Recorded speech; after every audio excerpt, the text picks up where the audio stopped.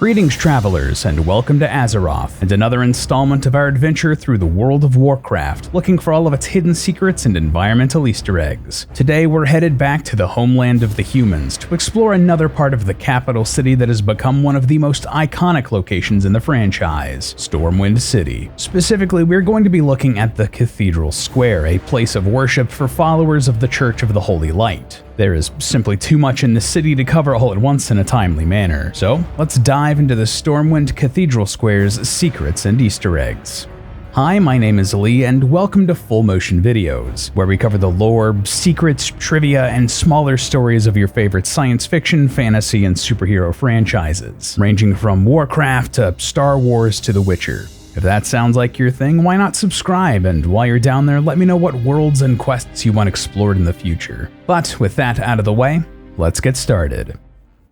Towards the front entrance of the Cathedral Square, here on your map, you'll find a paladin named Terran Justice Gregory, kneeling before the statue of Uther in the square. Next to him stands a woman named Diva Marie. Terran is named after Terran Justice Gregory. Yes, his real middle name is Justice, the lead cinematic narrative designer of World of Warcraft, who has been playing this game since it was an open beta. Diva, meanwhile, is named after Gregory's real-world wife, also named Diva Marie. She is a voice actor who has had several roles in the game, including Mira and Addie Fizzlebog. Both are quite dressed up for this occasion. Terran is in a full set of Judgment Paladin armor, while Diva is wearing a wedding dress, so perhaps they're getting the blessing of Uther, or are preparing to say their vows. Additionally, wandering around the Cathedral Square, you'll find a couple named David and Judy Gregory. They are named after the real-world parents of Terran Gregory, so I assume that these characters are also the in-game parents of the Terran NPC. According to Terran, they also play World of Warcraft and main Alliance characters, so it's cool that the whole family is here. And just before we go, take a look up at the fountain and you'll see that it's made in the image of Uther the Lightbringer, one of the most famous characters in Warcraft's history. However, this statue was only constructed after the Cataclysm. In Vanilla and Classic, this was actually a statue of a different character named Alonzus Fowl, the former Archbishop of the Church of the Holy Light and the mentor to many heroes of the Alliance of Lordaeron. He died at some point and was later raised as an undead, though he regained his free will and is now an important lore character. I love the Uther statue, don't get me wrong, but I do miss Fowl. Thankfully, his statue can be seen elsewhere in-game still. Right behind the fountain, here on your map, you'll find a priest named Brother Christoph standing near a light pole. This character is a refugee from Classic and Vanilla where he was a quest giver. Now he serves very little, if any, purpose. According to my research, many players found him to be a reference to Crusader Christoph from Vampire the Masquerade Redemption, though I'm not quite sure I see the resemblance. Still, I wanted to mention it, just in case. To the right of the entrance of the Cathedral Square, here on your map, you'll find a pair of adorable cats resting on one of the tree planters. Their names are Mr. and Mrs. Fuzzles, and yes, you can indeed pet them both. My instincts tell me that these adorable little guys have to be references to the pets of a real-world Blizzard employee, though I have no proof or evidence of that beyond a gut feeling. Also, I would be remiss if I did not mention that Mr. Fuzzles is a cat in a hat, like the famous Dr. Seuss book.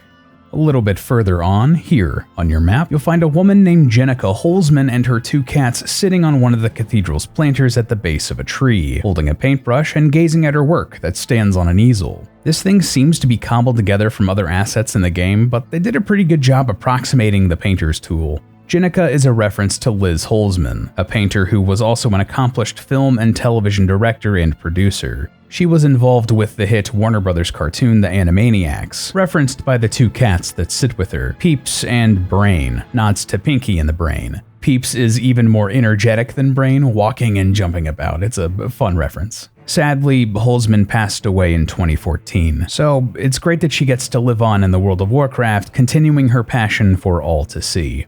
Right beside the entrance of the Stormwind Orphanage, here on your map, you will find the orphan matron Nightingale, who is central to the Alliance Children's Week quests. There's nothing particularly noteworthy about her, but I believe that she may be a nod to the real-world Florence Nightingale, a social reformer and the founder of modern nursing. Given the unambiguously positive nature of both an orphanage matron and the founder of nursing, it seems appropriate. Also, while you're here, take a look inside the orphanage. This is a relatively unique building that I haven't really seen elsewhere, somewhat rare for a game that often has to copy-paste assets to save time and resources. Near the orphanage, here on your map, you'll find a young Draenei girl named Vin and her pet dog, Dottie. She's fond of balloons and is part of a quest line that involves gathering some for her, at the end of which she will float up into the air. She may be a reference to the character Vin from the Mistborn series by Brandon Sanderson. The port equivalent of this quest involves a dog named Spooks, named after another Mistborn character.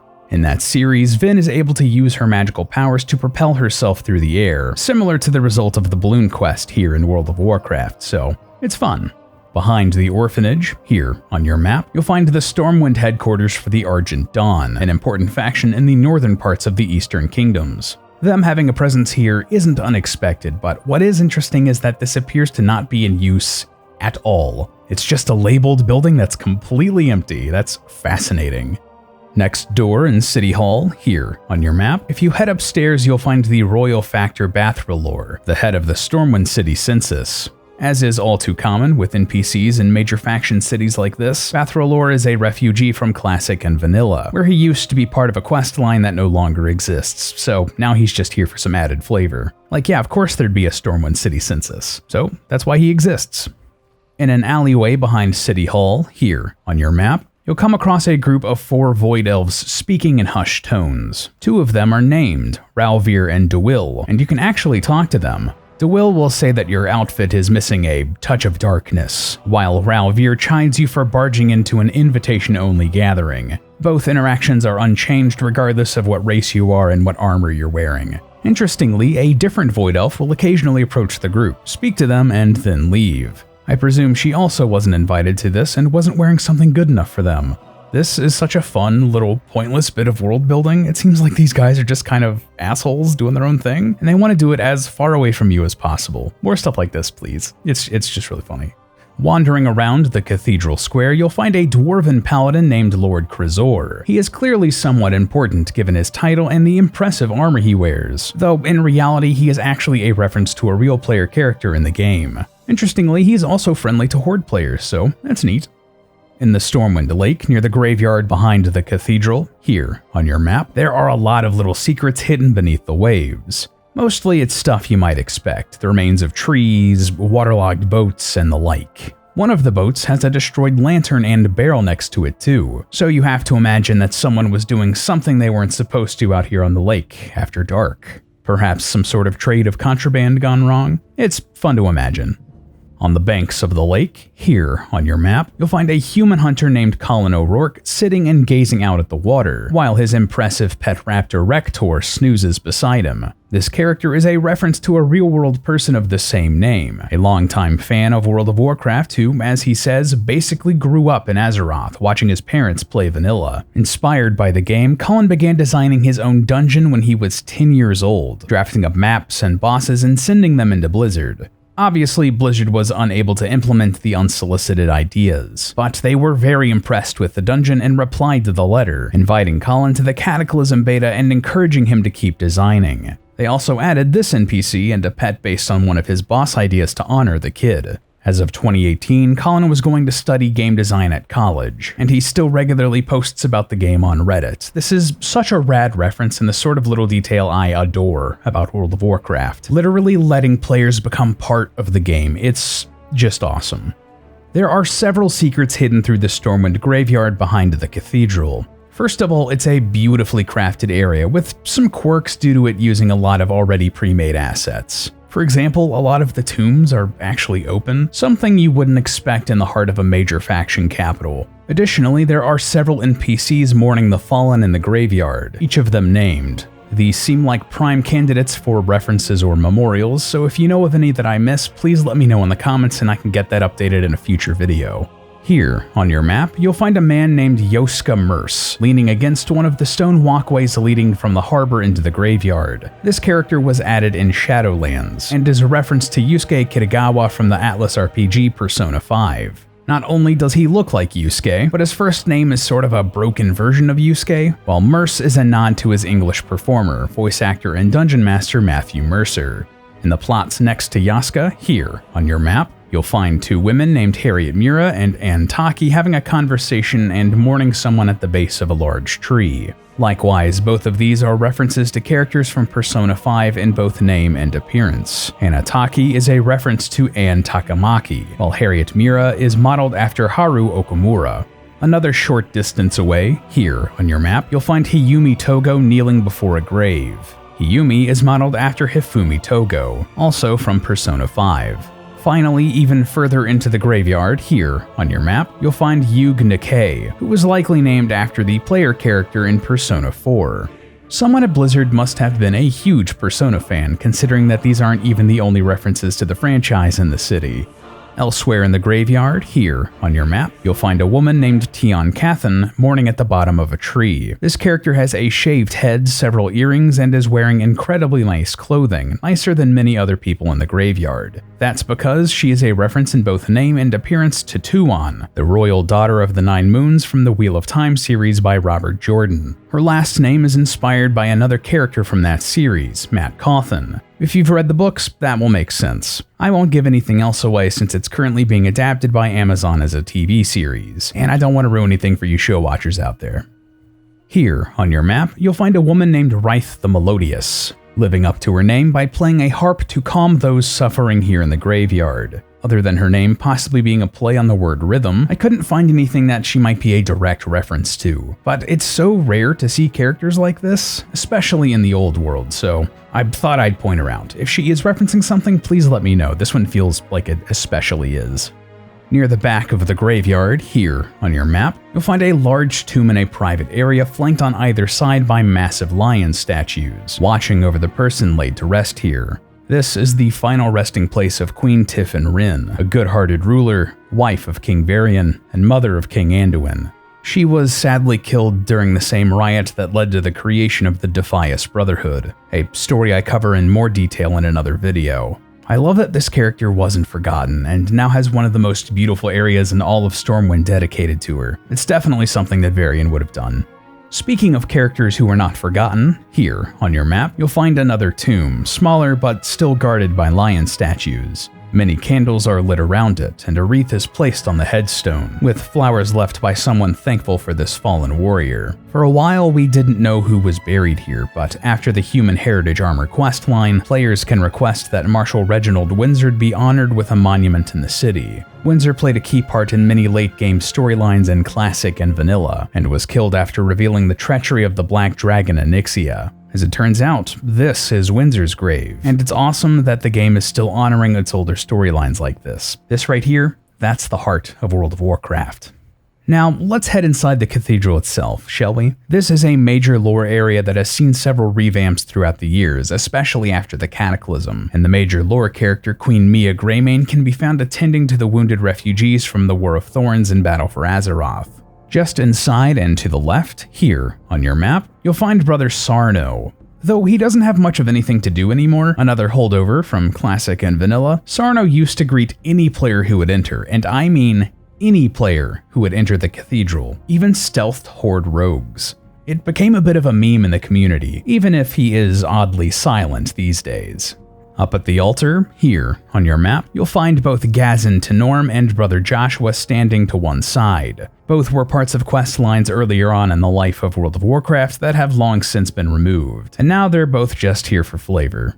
In a room full of class and profession trainers to the right of the chapel, here on your map, you'll find Angela Liefield, the first aid trainer. Though I could not find a first-hand source for this, it's commonly accepted in the community that Angela was modeled after the sister of a Blizzard employee, who sadly passed away shortly before said employee joined the company. Given that Angela replaced the previous first aid trainer, Shayna Fuller, with little fanfare or explanation, I find this believable, and it's a thoughtful gesture if true. A little further back in this room, you will find Arthur the Faithful and Catherine the Pure. Given their proximity, they may be references to the English Tudor monarchs Arthur and Catherine, though that could just be a coincidence given how common their names are. It also didn't escape me that Arthur may be a nod to King Arthur Pendragon of legend, but again, it is just a common name. I just wanted to mention it for completionist's sake. Towards the back of the cathedral, here on your map, you'll find a rogue trainer named Reckful near an entrance to the catacombs. This is a tribute to Byron Bernstein, a World of Warcraft streamer who used the alias reckful, who sadly passed away in 2020. Following the news of Bernstein's death, players gathered in the cathedral in tribute, and this NPC was eventually added to memorialize him. If spoken to, reckful will say that she doesn't train assassination rogues, a reference to Bernstein's PvP reputation during Wrath of the Lich King. He believed that assassination was an overpowered specialization, and wanted to prove that he didn't need to play it to be good. He eventually reached the highest possible arena ranking while specializing in subtlety. Reckful will react to several emotes, including /hugging and /loving her, the latter of which will cause her to momentarily sprout angel wings. Fittingly, one of the things you can say to reckful is, "It was good seeing you again." Hell of a transition here, but down in the torture chamber right above the catacombs, here on your map, you'll find Brother Crowley, the Stormwind emissary from the Scarlet Crusade. First of all, it's interesting that there's a friendly member of the Scarlet Crusade here at all. He doesn't do much of anything anymore, but used to be part of a quest in Vanilla and Classic sending players to find one Brother Anton. Brother Crowley is likely named after the famous 20th century occultist Aleister Crowley, and Anton LaVey, the likely inspiration for Brother Anton, was the founder of the American Church of Satan. Fun to see bits of world history bleeding into the lore here.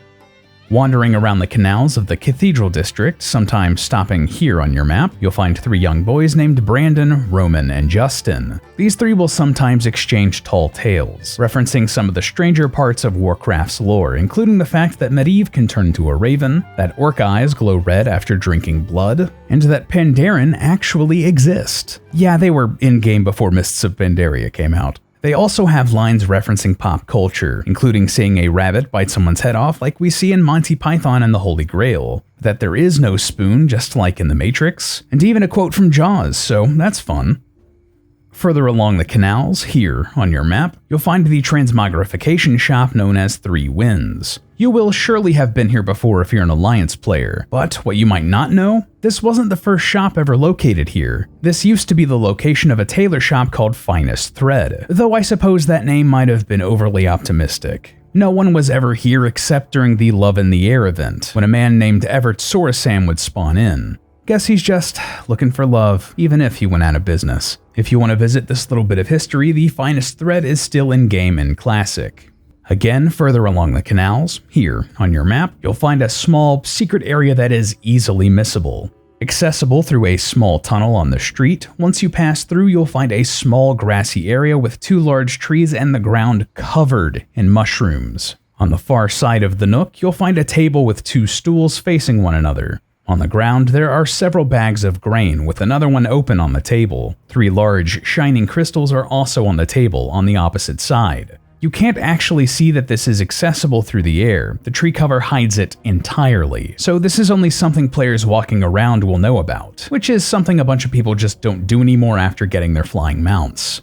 This is another area whose origin is basically left entirely up to the player. As for me, given that there are bags of some powdery substance and crystals that might be worth some value, I think some sort of illicit transaction was going on here, or someone really wanted to make some bread. Gives new meaning to this area being a little shady, doesn't it? Elsewhere in the canals, here on your map, you'll find the home of a woman named simply Ol Emma. She occasionally walks to the well in the trade district to collect water, much to her chagrin. She'll complain about it every step of the way, but reasonably so. However, Emma's story here is quite a bit sadder than you might expect. Though you might not immediately know it, she's actually a character named Emmafelstone from Lordaeron, a fact revealed only in a late-game Classic quest. She was once part of the Felstone family who owned a farm in what is now the Western Plaguelands. Her sons James, John, and Jacob were all royal guards of King Tyrannus Menethil, killed along with their liege in the Third War. Eventually, all 3 brothers were raised as Forsaken by Sylvanas Windrunner, only to be killed again by the Banshee Queen during the Fourth War for betraying her when they reunited with their mother Emma. The trio are now buried in the Arathi Highlands. It's a tragic story that doesn't quite end there, but that's more than enough for now. Regardless, I do love that there's so much about a character hidden even in this small NPC.